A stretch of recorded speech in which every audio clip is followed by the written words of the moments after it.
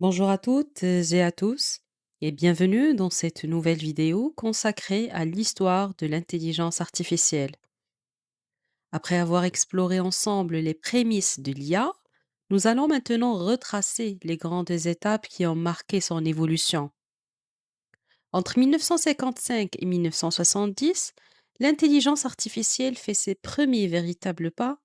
C'est en 1956, lors de la célèbre conférence de Dartmouth, que le terme IA est officiellement utilisé pour la première fois par des pionniers comme Marvin Minsky, John McCarthy et Herbert Simon. Cette période est marquée par un immense enthousiasme. En 1958, Herbert Simon ira même jusqu'à prédire que dans moins de 10 ans, une machine serait capable de battre un champion du monde d'échecs ou encore de démontrer un théorème mathématique.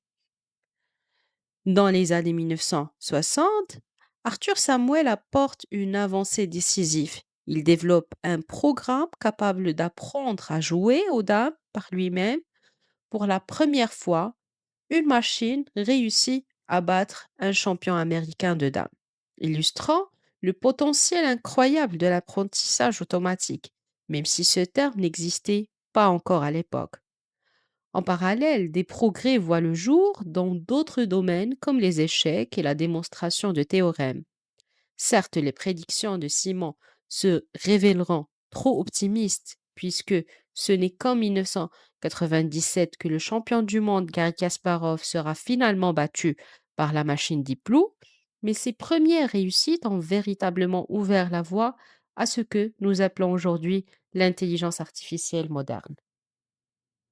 Ensuite, en 1965, Joseph Weizenbaum du MIT crée ELISA, un programme qui simule un psychothérapeute.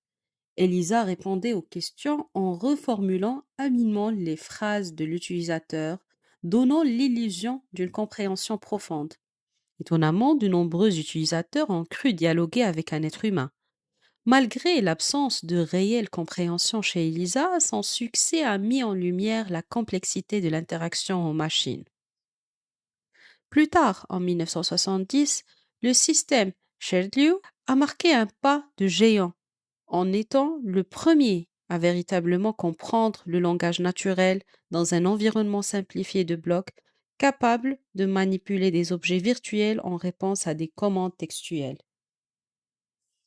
Alors, contrairement à Shardliu, qui se concentrait sur la manipulation de blocs dans un monde simplifié, les systèmes experts ont été développés pour résoudre des problèmes spécifiques et complexes dans divers domaines. Ils reposaient sur des bases de connaissances et des règles d'inférence pour imiter le raisonnement d'experts humains. Exemple de système expert, nous avons le Dendral en 1969, conçu pour analyser les résultats de spectrographie de masse. Il permettait d'identifier la structure moléculaire de composés chimiques. C'est l'un des premiers systèmes experts utilisés avec succès dans un domaine spécifique. Ensuite, il y a le Maxima en 1967, développé pour résoudre des problèmes mathématiques complexes. Ce logiciel de calcul formel pouvait manipuler des expressions symboliques, résoudre des équations et effectuer des intégrations. Il y a aussi le MySyn en 1977, conçu pour aider au diagnostic des maladies infectieuses. Il proposait des traitements adaptés à partir des symptômes et des résultats de tests médicaux grâce à une base de règles d'inférence. Il y a aussi Taxman en 1977, c'est le premier système expert juridique développé à Harvard pour analyser des cas de droit fiscal américain.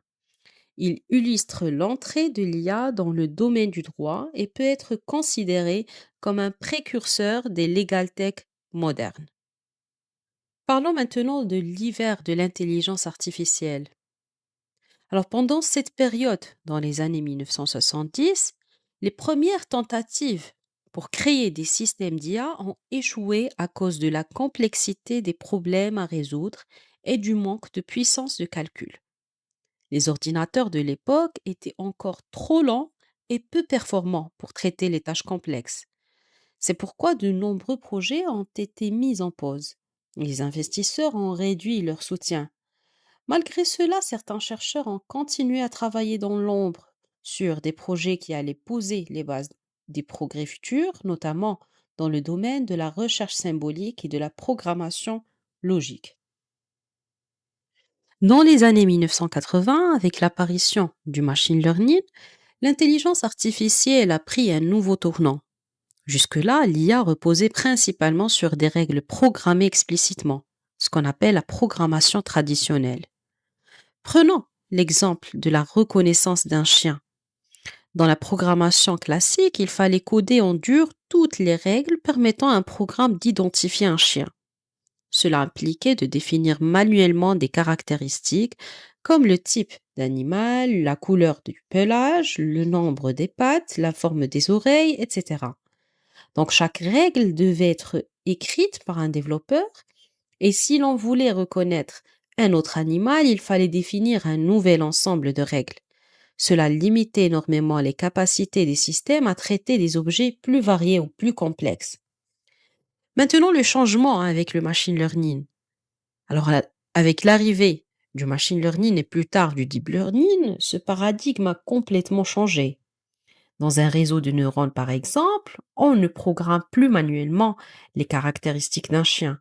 À la place, on fournit un modèle, une grande quantité d'images de chiens et de chats et on lui demande d'apprendre à distinguer les deux par lui-même. En nourrissant le modèle avec des exemples, il apprend progressivement à prédire si une image représente un chien ou un chat, sans qu'il soit nécessaire de préciser explicitement les critères comme la couleur, le nombre de pattes ou la forme des oreilles. C'est ce qu'on appelle l'apprentissage à partir des données. Cette approche est beaucoup plus flexible et puissante que la programmation traditionnelle. Elle a permis des avancées majeures dans les domaines comme la reconnaissance d'images, le traitement du langage naturel ou encore la traduction automatique. Parlons maintenant de l'intelligence collective.